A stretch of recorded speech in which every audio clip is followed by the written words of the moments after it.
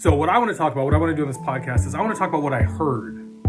When I read this book, I want to talk about what I heard because I was hearing a lot of things and I took notes as I was going. So here we go. We're going to talk about what this sounds like to me. And I got 5 different things, a couple of them light, a couple of them heavier. All right, so what does this sound like to me? The first thing it sounds like is Cormac McCarthy. Now, Cormac's Blood Meridian starts out like this.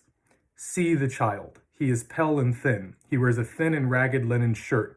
He stokes the scullery fire. Outside lie dark turned fields with rags of snow and darker woods beyond that harbor yet a few last wolves. His folks are known for hewers of wood and drawers of water, but in truth, his father has been a schoolmaster. He lies in drink, he quotes from poets whose names are now lost. The boy crouches by the fire and watches him. Here's how Moonwitch Spider King starts. One night I was in the dream jungle. It was not a dream, but a memory that jumped in my sleep to usurp it. And in the dream memory is a girl. See the girl. The girl who lived in the old termite hill. Her brothers 3, who live in a big hut, say that the hill looked like the rotting heart of a giant turned upside down. But she don't know what any of that mean. The girl, she is pressing her lips tight in the hill's hollow belly. The walls are red mud and rough to the touch. See the girl, see the boy.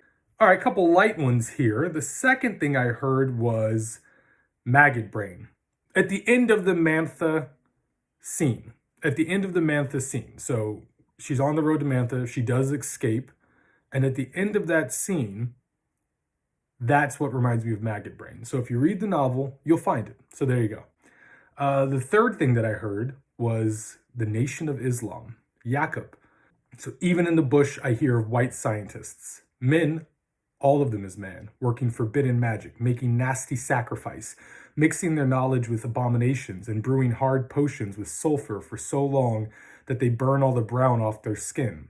Now the skin whitening is the initiation to join their number.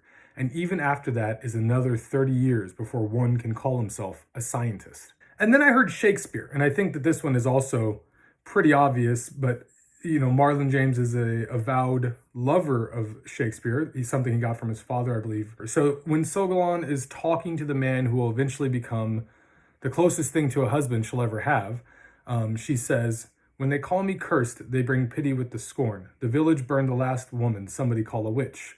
Fuck the gods and the witches, and the belief in witches. A motherless child and a brotherless sister. Instead of 1 life, you already live 3. Do you think on these things?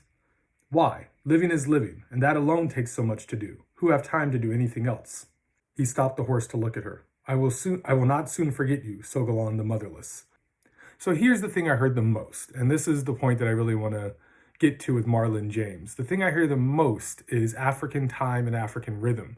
And to really get to this point, I want to talk about Emmanuel Eze. Eze wrote, the most successful and least nihilistic of the writers are those who, and he was talking about a group of first-generation post-colonial writers. The most successful and least nihilistic of the writers are those who try to maintain the community of cultural traditions by writing in the time of African languages. These experiments are scattered testaments that Africa, like other cultural regions of the world before or along with it, articulated some stories of their experiments in modernity as stories of fragile traditions broken and, however imperfectly, reinvented. That's really what Marlon James is doing. That's what this book is about. Because the English in the book, right? So he starts off, it's not patois and it's not whatever that horrible thing that lady was trying to do in, what's that? The Ice Cream Star book? It's not that. This is just, it's like an English, an alternative English, right? Not an English from before, not an English that is after, maybe an English that never existed. An alternative English in a different space and time that bends and breaks according to the rhythm and time of the Africans of the blood or the Africans of the soil. We're getting a landscape that allows us to reimagine our present reality too. If we can reimagine a past unreality that didn't exist, then we can also reimagine a present reality.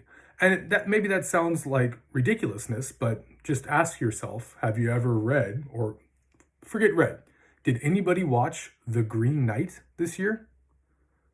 Or have you ever gone and watched Guy Ritchie's King Arthur?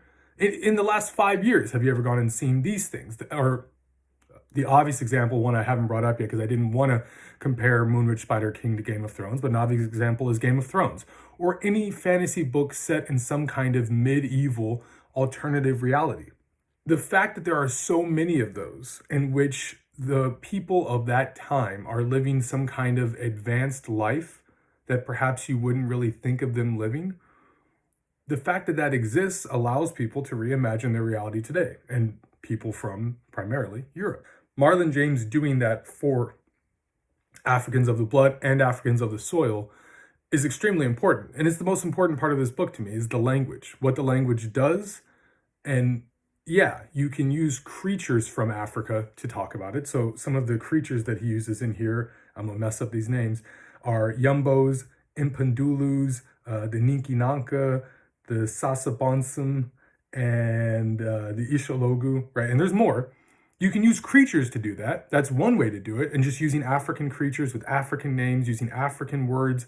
He also talks about stick fights, so donga, and he talks about Igbo writing that I'd never heard of.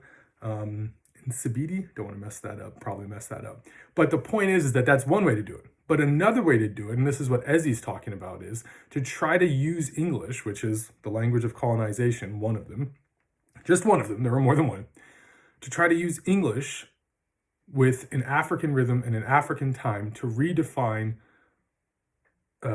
Africans' history and time, and not just Africans of the soil, but also Africans of the blood, Africans of the diaspora, to use English, even though it's not the mother tongue of Africa, to use it as if it were, to try to reclaim as much as possible from a lost or broken history.